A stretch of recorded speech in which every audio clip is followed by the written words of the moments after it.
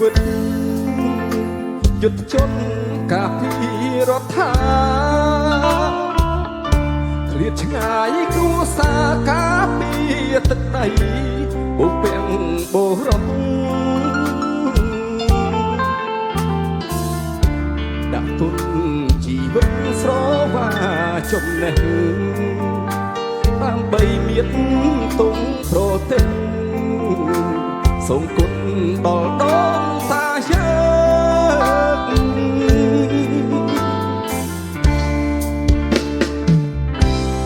កម្ពុជាខ្ញុំសូមសច្ចាស្មោះស្ម័គ្រនឹងការពារអ្នកបូជាជីវិតជូនជាតិមួយនេះពុកម៉ែប្រពន្ធបងប្អូននៅផ្ទះបន់ស្រន់បួងសួងសុខភ័ក្រឲ្យឈ្នះជន់ដែលឆ្លៀនពី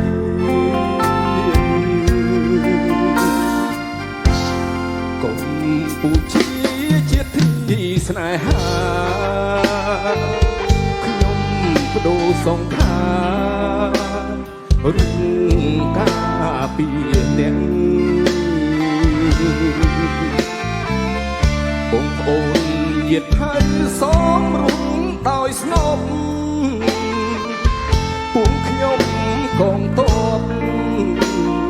សូមស្បត់ស្បាយសច្ចា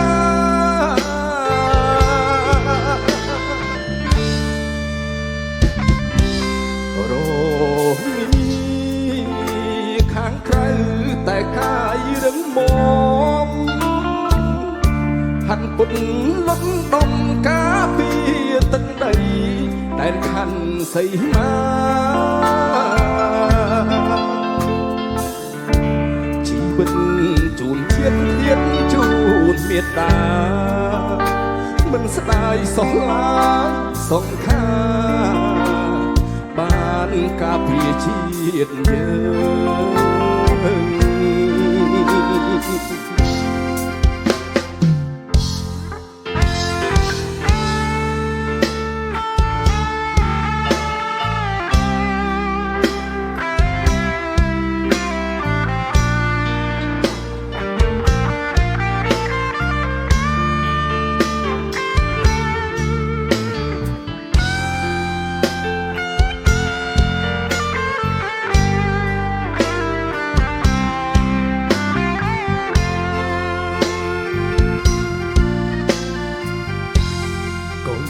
ពុជាជាទីស្នេហាខ្ញុំបដូរសង្ខាររួមការពារអ្នកបងប្អូនញាតិហើយសមរម្យដោយស្ងប់ពួកខ្ញុំកងទ័ពសូមស្បន់ស្បាយសច្ចារ